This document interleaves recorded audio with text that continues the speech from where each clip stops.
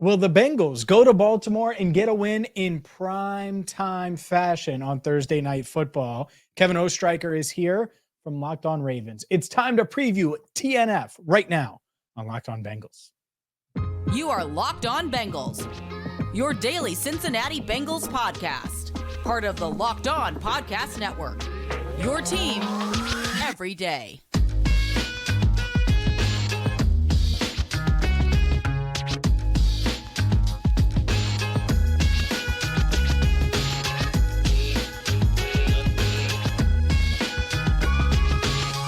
Hi again, everyone, and welcome into the Locked On Bengals podcast. I'm James Rapien. No Jake Lisco today, but I promise we have a guest and a really good one. Kevin Oestreicher from Locked On Ravens. I'll be joined by him for our crossover in just a second. Just a quick reminder that today's show is brought to you by PrizePicks, the easiest and most exciting way to play daily fantasy sports. Go to prizepicks.com/LockedOnNFL and use code all lowercase LockedOnNFL for a first deposit match up to $100. Be sure to subscribe on YouTube. 18,000 plus already have. Follow wherever you get your podcasts.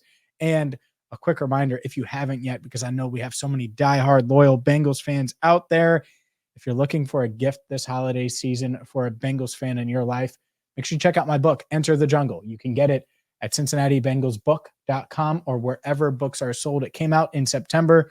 It's on all things Bengals and the history, season by season, beautiful photographs, and much, much more. That said, let's get, without further ado, to Kevin Oestreicher from Locked On Ravens. It is a Thursday night matchup, Bengals-Ravens. Let's dive into the biggest storylines ahead of the primetime matchup.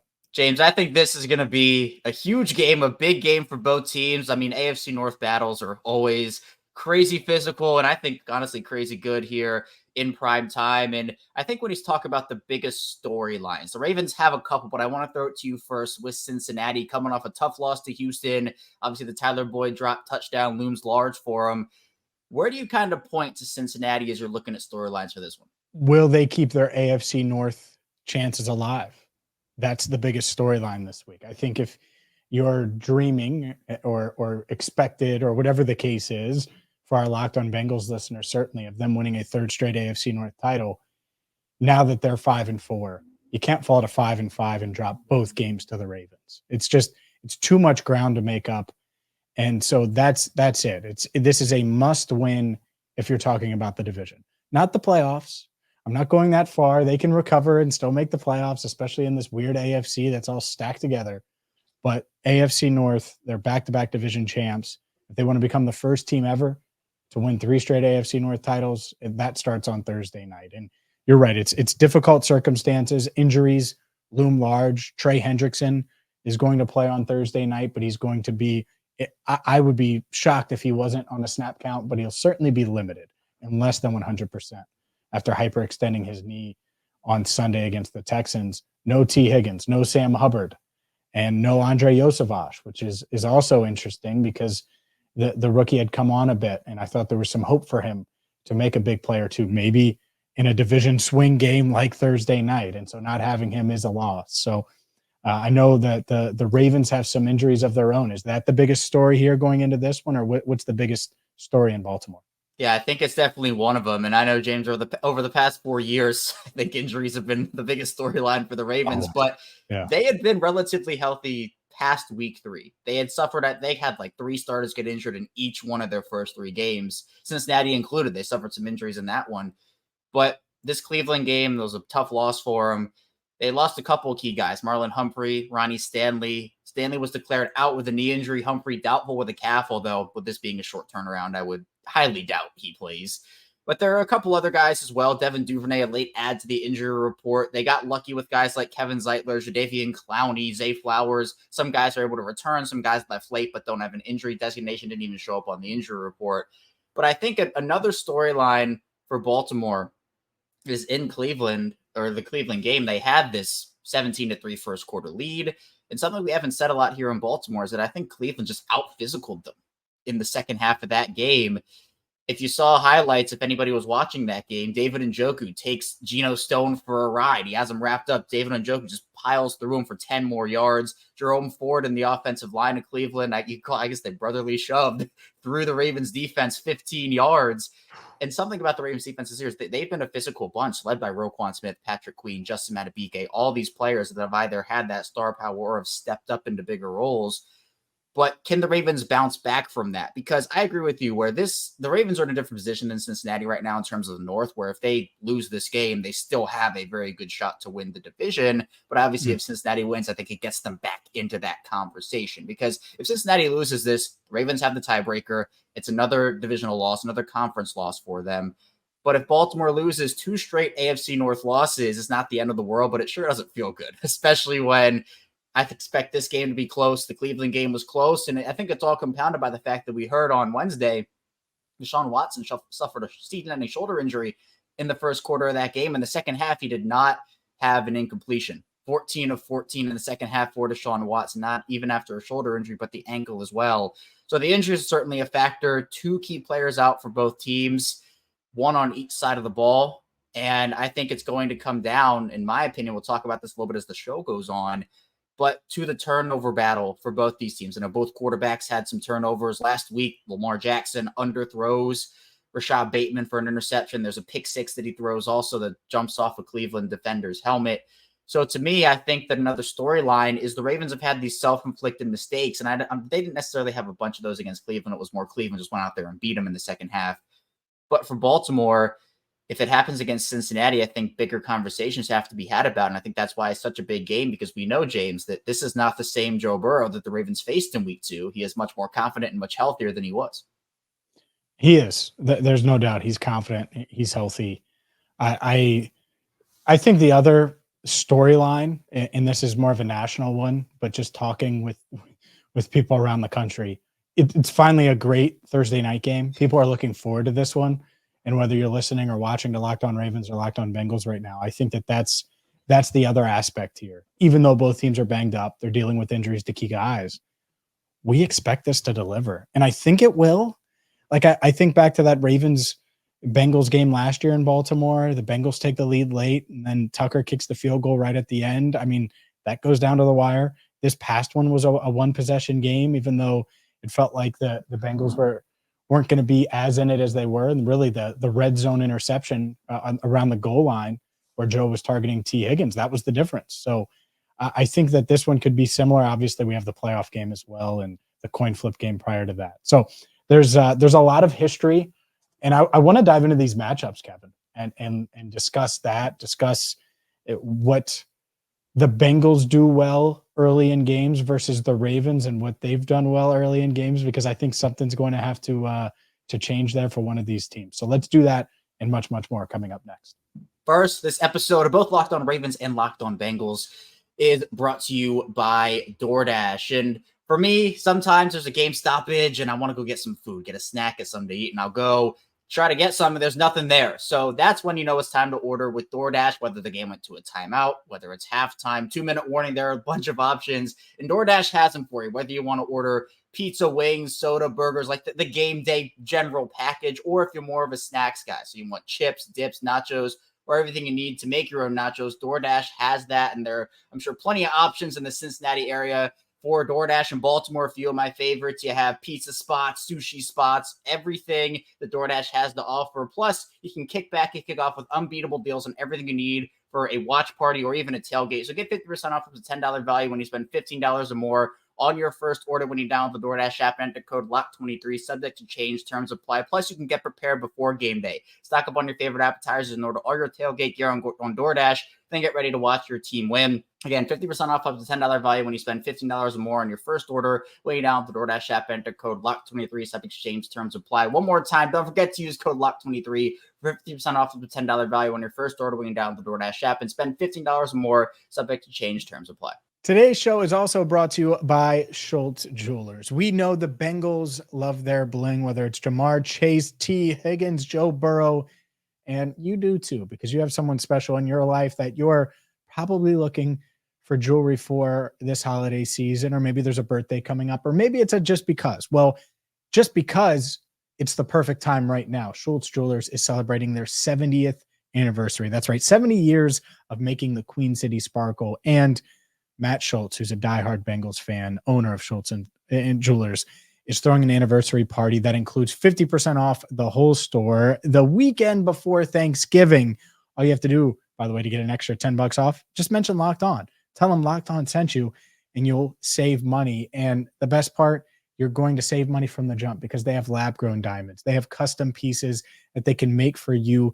These are experts that are going to find the right piece for you, and 50% off everything in the store is the perfect time to spoil yourself or your loved ones. They're at 2202 Dixie Highway in Fort Mitchell, 5 minutes from the bridge into Kentucky. You can check them out online at schulzdiamonds.com. That's schultzdiamonds.com. And again, make sure you check them out. The biggest sale of the year, November 16th to the 18th at Schultz Jewelers. Their new showroom is awesome. Check it out. And don't forget to mention Locked On for $10 off at the anniversary sale. We know the Bengals strive for perfection. Schultz Jewelers does too, because when it has to be perfect, it has to be Schultz Jewelers. Kevin, let's dive into some of these key matchups. And the thing that I teased that's going to come to a head is both of these teams love to start fast. You mentioned the Ravens, 17-0 first quarter points in their game against Cleveland last week. They're second in the NFL in first quarter scoring. The Bengals not far behind. And really that's over the past 5 weeks. They started 4-0 and then they lost to the Texans after starting out 7-0 and getting a lead early. But both of these teams really like to start fast. And that's certainly a theme. And only one can start fast, because if they both do, well, then neither one has an advantage. And I would be surprised if both do. I think it's going to come to a head on Thursday night. Yeah, I agree with you. And part of it has just been for Baltimore. There have been really two sides of the coin. One is that fast start where they get off, they'll go down the field in 4 minutes, 80 yards, dominate an opening drive and opening quarter, but then they lose momentum. And then there's also where they've started slowing games and then they'll pick it up. There's really been 2 games all season where it's been consistent wire-to-wire 60 minutes of good Ravens football, and that was Week 7 against Detroit and Week 9 against Seattle. Other than that, there's been some wonky thing here or there. And the offense for Baltimore, it's a new system with Todd Monken, although I don't know if I should call it new anymore. It's now or Week 11. But it was always going to be some level of a work in progress. I didn't expect the inconsistency to linger as far into the year as it has, but that doesn't mean that they haven't done good things on the offensive side of the ball. What we've seen is some of these questionable decisions. For example, Keaton Mitchell's talk of Baltimore right now is taken over should be a really big role, but the issue is Baltimore talked him up all week heading into Week 10 against Cleveland. He's earned more touches. Obviously, he had the explosive play against Seattle. He gets 4 touches all game, averages 16.5 yards per touch, so it wasn't like he was having a bad game. Doesn't get a touch after the 2-minute mark in the third quarter. So for me, it's utilizing your playmakers who are making plays and also the deep passing game. The Ravens haven't necessarily stretched the field as much as I would have thought they would this season. Now, part of it is on the play calling. Part of it is on the execution. Lamar Jackson, even dating back to last season, has been inconsistent, I'd say, with his deep ball throws. Had a beautiful throw in the end zone to Keaton Mitchell last week, but literally threw it over a defender into the breadbasket. Keaton Mitchell just dropped it. But he also had a play where he overthrew Zay Flowers, and there's debate about, could Zay have stretched out for that ball or not? But he overthrew Rashad Bateman 2 times against Seattle. And you can even go back to last year, James, that Cincinnati game. He ended up missing 2 wide open touchdowns on a span of 3 plays. And it's dated back for him for a little bit now. So for me, the fast starts, you got to hit on your big plays early if you have those. But I just think for Baltimore, calling those plays is key. But I know a theme for the Ravens in these Bengals games, James, has been Mike McDonald. A key matchup for me, and we talked about it in Week 2. Mike McDonald, it feels like, has been the Bengals, Joe Burrow's kryptonite. And I want to see, if I want to say, oh, well, Joe Burrow can go out there and beat this Ravens team, how can you do it? I think the first step is how can you beat Mike McDonald in this Ravens defense? Because for the most part, they're playing lights out this season. And Joe Burrow hasn't had a ton of success. No, he hasn't. And there's a lot to it. The first thing is just solving it. But Joe talked about it on Tuesday. Yeah, Tuesday is when my days are all messed up. On Tuesday, how they'll show one look and then it'll be a completely different look. And when you're Joe Burrow and you live with reading defenses and analyzing them, and that's your superpower, I get why it's been a little bit of a kryptonite. And I was going to pull the numbers, and I did earlier for all Bengals, and I don't have them in front of me, but I remember he's 2-2 against Mike McDonald, which we knew that.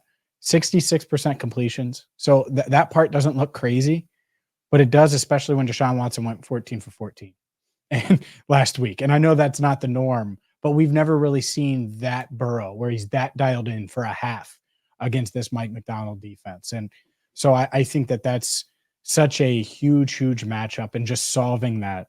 The other part of this, and the biggest matchup of the game, is because at some point it's not going to be scheme and Joe Burrow just being superhuman. I think he needs Ja'Marr Chase as well. And Ja'Marr Chase had 6 targets last week, caught 5 of them. And that needs to be at least 16 targets this week. I think it needs to be a ton. And hopefully that back is feeling good. Hopefully they find ways to get him the ball downfield and not just the quick hitters that they've done. And those work. The screens work, the quick slants, stuff like that to get Ja'Marr Chase the ball. That helps the offense. But you need some of those big plays. And they generated some of those last week, especially with the game on the line. And I think that's got to be their mindset going into this game, because I'm not sure this Bengals defense that gave up 188 yards rushing to the Houston Texans, who aren't known for their running ability, and going into that game, no one thought they were going to be able to run the ball, and Devin Singletary runs for 5 yards a carry. You mentioned Keaton Mitchell. Well, he's averaging 16 yards a touch. If Singletary's averaging 5 yards a carry, something's got to give. And I like Keaton Mitchell pre-draft, and we talked about him on our pod. And so we know what he's capable of. I know the Bengals defenders know, but I think this is going to be a high-scoring game, and we could talk more about the defense in a second. So if the Bengals are going to win, matchup-wise, they need Joe Burrow to win his against Mike McDonald. They need Ja'Marr Chase to win against double teams, because that's what he's going to see all game long. There's no doubt about that. And you're really going to have to lean in on your stars. So matchup-wise, it's those 2 stars in my eyes, Joe Burrow and Ja'Marr Chase. And can they get it done on the road in a big spot when the whole world, and obviously the Ravens, are going to know that Joe and Ja'Marr are the key for the Bengals to get a win?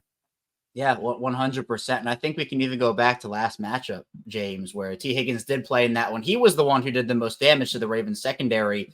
Ja'Marr Chase, though, was covered a lot of the time by Brandon Stevens because Marlon didn't play in that. The Bengals won't see Marlon Humphrey this year unless they match up in the playoffs in January. But Ja'Marr Chase, 5 for 31 against Brandon. It wasn't just Brandon Stevens. Obviously, Mike McDonald did a good job of taking him out of the game, but we know what Ja'Marr Chase can do. And I know Ravens fans do know, because he put up over 200 in their stadium one game. So I think that for the Ravens, without Marlon, because again, the calf injury, I would not play him this week, and I don't think he will whatsoever. He's doubtful coming into this one. There are opportunities to shut down. And I know with Mike McDonald, you can talk about the 2 high looks, keep everything in front of you. And that's the Ravens' MO, is that you don't get beat deep against this Ravens defense. You take the short stuff, take the intermediate stuff.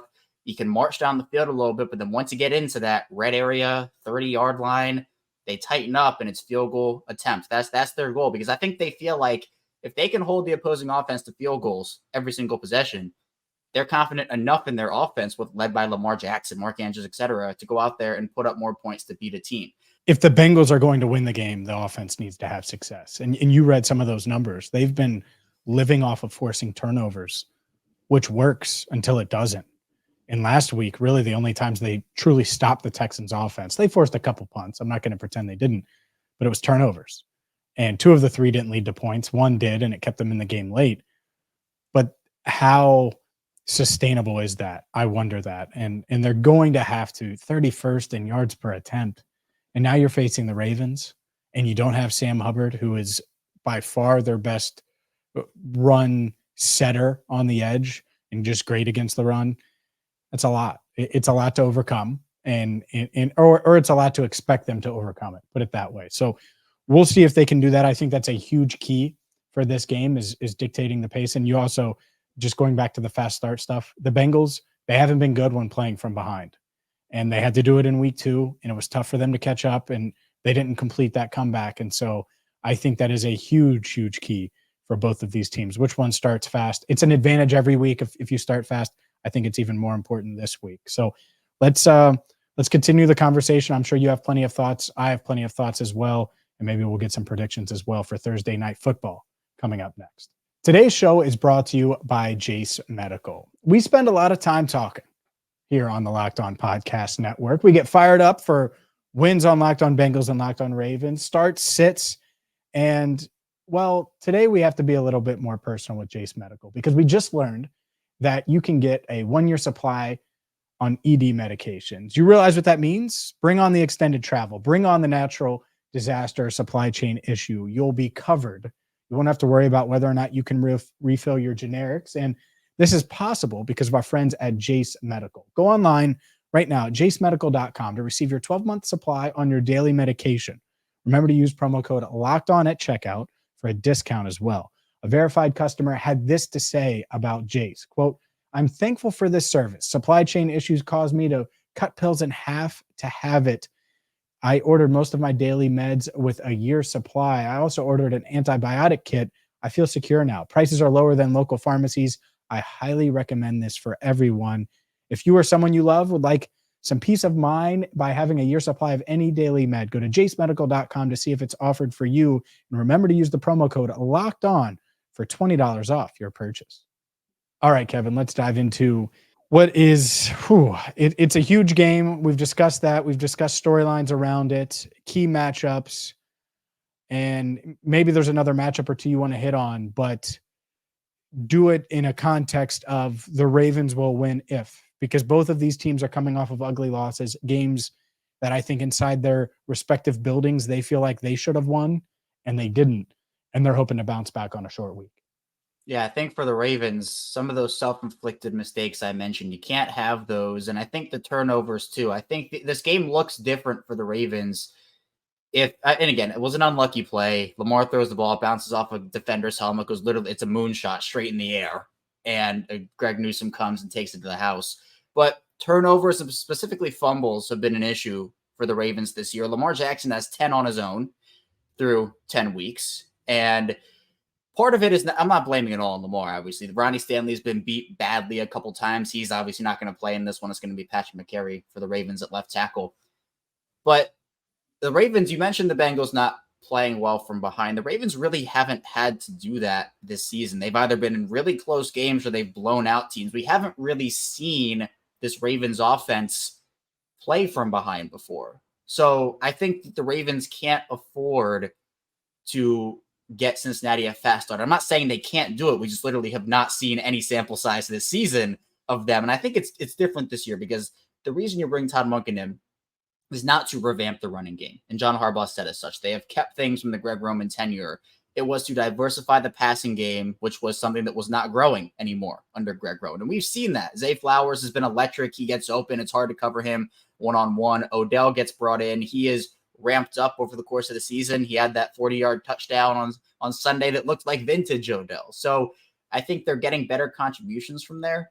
So it'd be easier for them to play from behind in this type of offense than it would in a Greg Roman type of offense. But to me, I think a matchup that I'm looking at is it's always going to be DJ Reader. I mean, it's always going to be him. And I think with Tyler Linderbaum on the other side for the Ravens, he struggled a little bit in terms of these bigger defensive linemen. But Linderbaum's been an all-pro this year. He's played like that. Now, DJ Reader is one of my favorite defensive linemen in the entire NFL. I think it was a great signing when it happened. Obviously, it's definitely paid off for Cincinnati in multiple different ways. But that Bengals defensive line, you minus Sam Hubbard, Trey Hendrickson going to play, versus the Ravens offensive line, what is it going to look like without Ronnie Stanley?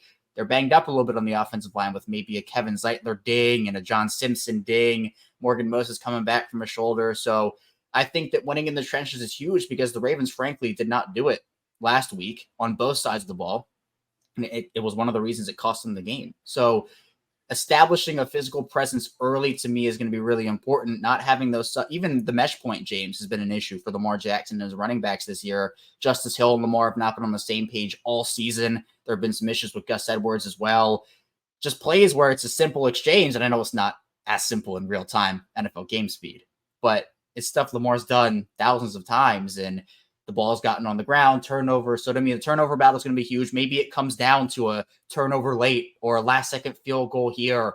Mm-hmm. But I think it's going to be a close but somewhat high-scoring game. Agreed. Mostly everything. And the love is mutual. I love Tyler Linderbaum. Our listeners know that's who I was hoping for in the 2022 draft. They ended up getting Dax Hill because the Ravens took Linderbaum, and I was really high on Dax Hill too. So it worked out. He's been a big part of their defense. But I agree with you. They have to try something new in the trenches to make Lamar uncomfortable, to throttle this rushing attack, certainly, and the explosive plays. I mean, there's every element that the Bengals are giving up last week.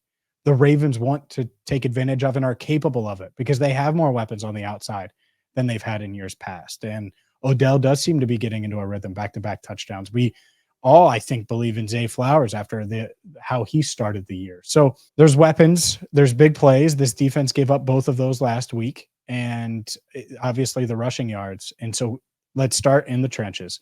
Trey Hendrickson limited, I would imagine. So Miles Murphy, the rookie from Clemson, I think we'll see him. We'll certainly see Cam Sample, and we'll see Joseph Osai, I think. And I thought Osai coming into the year was going to have a big year. I think expectations were high for him. He's fallen behind a bit. He had an ankle injury in the preseason and hasn't really made an impact. So this is his chance with Sam Hubbard out for these guys to rally. Unfortunately for the Bengals, they don't really have a quality interior pass rush. They have guys like DJ Reader, and who's more of a nose, as you know. He'll get some pass rush now. He will. And that's part of why the Bengals love him so much. But that is a really tough matchup with Linderbaum. And then BJ Hill, him and Hubbard had put together a really nice tandem. And they had one stunt against the Seahawks that ended the game. And they were able to get the Geno Smith on a fourth down, and Hill brought him down. So not having Hubbard, that's a big loss. I really worry about the defense because on offense, it's like, okay, at least you have Joe Burrow, Jamar Chase.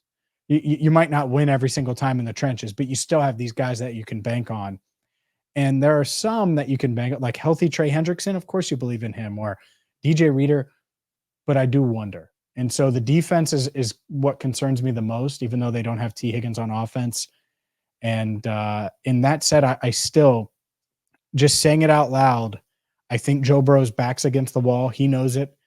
He's got to put on the Superman cape. That's what he has to do this week, Kevin. He's got to go in there into Gotham City, which I know I'm cross-promoting here, but that's what it is because it's another city, and go into Gotham City and Baltimore and come out with a win. And that's really tough to do because Mike McDonald has been his kryptonite to a degree. And so we'll see if he can do it. I think it's an interesting test. It's a tough test. It's going to be a battle. I think these guys know it, just talking to them over the past couple of days. By the way, short week road game. The past couple of Thursday night games for Cincinnati over the years have been home. I didn't realize how rough it is. Road game, it is way harder than it is. So that is an edge, and I'm not making an excuse. It's just an observation. I am taking the Bengals, though, to get to the prediction. And logically, I think you would say Baltimore. And I've said this a couple times this year, and so far they've delivered, and maybe they'll do it again, and maybe they can find a way to stay in the AFC North race. Doubt Joe Burrow and Jamar Chase if you want to, but I'm going to be the last one to doubt those two guys. And I think that's what it comes down to. They need to get 30-plus points on the board to win, and I think they somehow do it. I don't know how. I don't know if there's a bunch of trick plays coming out and different things like that, but I think they need to find a way to get this one if they want to win the AFC North. So I'll take the Bengals 31-27.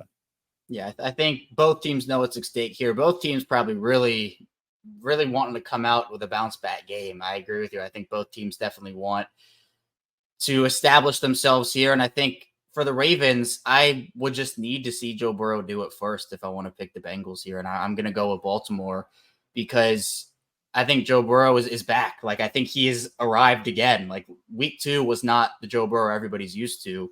But to me, the Ravens, you talked about the Bengals' lack of interior pass rush. Well, the Ravens have one of the better interior pass rushers in the NFL, and Jase Medical right now, who has 8.5 sacks. They're a high sack team this year. Jadeveon Clowney's stepped up. Kyle Van Noy from everywhere. So I think if you get pressure on Joe Burrow against that Bengals offensive line, I would need to see Joe Burrow do it first against Mike McDonald, pick up a key win against him for me to feel confident saying, you know what, the Bengals to me, I think it's going to be close. Again, somewhat high scoring. But I'm going to pick the Ravens. I'm going to say they bounce back, and I'm going to go 30-26 is my score. 30-26. I like it because it's a a unique score. We'll see, and we'll have you covered after the game on Locked On Ravens, Locked On Bengals. So thank you so much for listening and watching. Make sure you subscribe on YouTube, follow wherever you get your podcasts. For Kevin Oestreicher, I'm James Rapien. Thank you so much for watching and listening to the Locked On Podcast Network.